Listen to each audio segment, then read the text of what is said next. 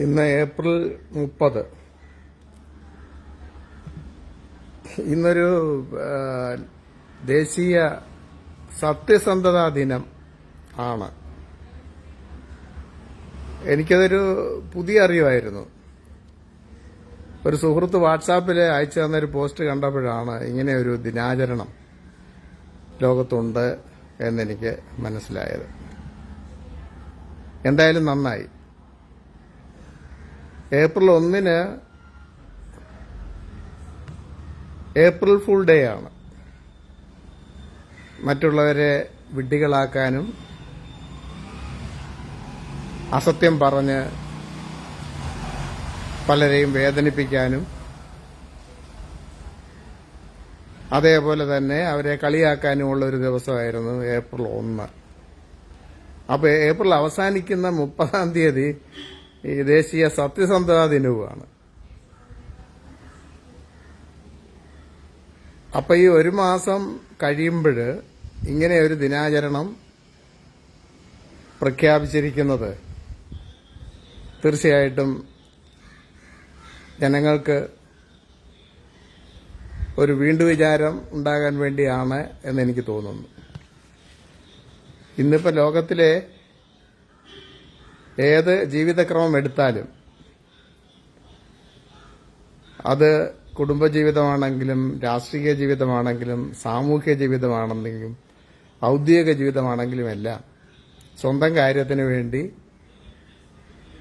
കള്ളം പറയാനും പ്രവർത്തിക്കാനും അസത്യങ്ങൾ പ്രചരിപ്പിച്ച് മറ്റുള്ളവരെ താറടിക്കാനുമൊക്കെയുള്ള പരിശ്രമങ്ങൾ ധാരാളമായി നടക്കുന്നുണ്ടെന്നുള്ളത് നമുക്കെല്ലാം അറിയാം.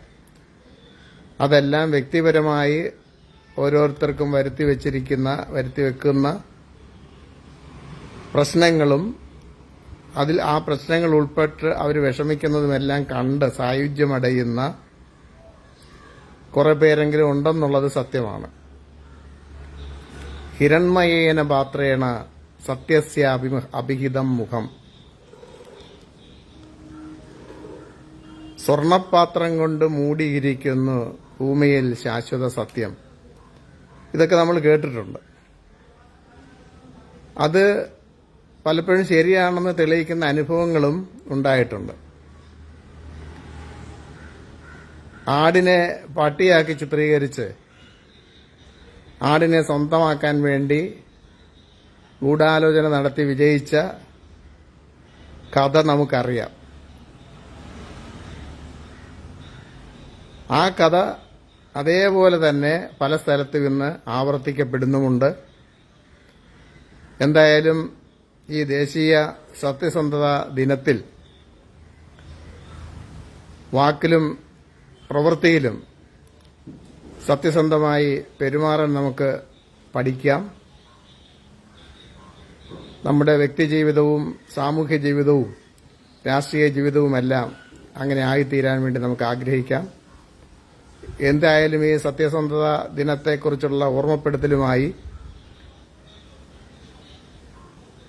ആ ദിനത്തിന്റെ പ്രാധാന്യം വ്യക്തമാക്കുന്ന പോസ്റ്റർ അയച്ചു തന്ന സുഹൃത്തിന് പ്രത്യേകം നന്ദി പറയുന്നു. ഈ ദിനത്തിന്റെ പ്രാധാന്യം ഓർത്ത് നമുക്ക് ഇനിയുള്ള ജീവിതം മുന്നോട്ട് കൊണ്ടുപോകാം. എല്ലാവർക്കും ആശംസകൾ നേരുന്നു.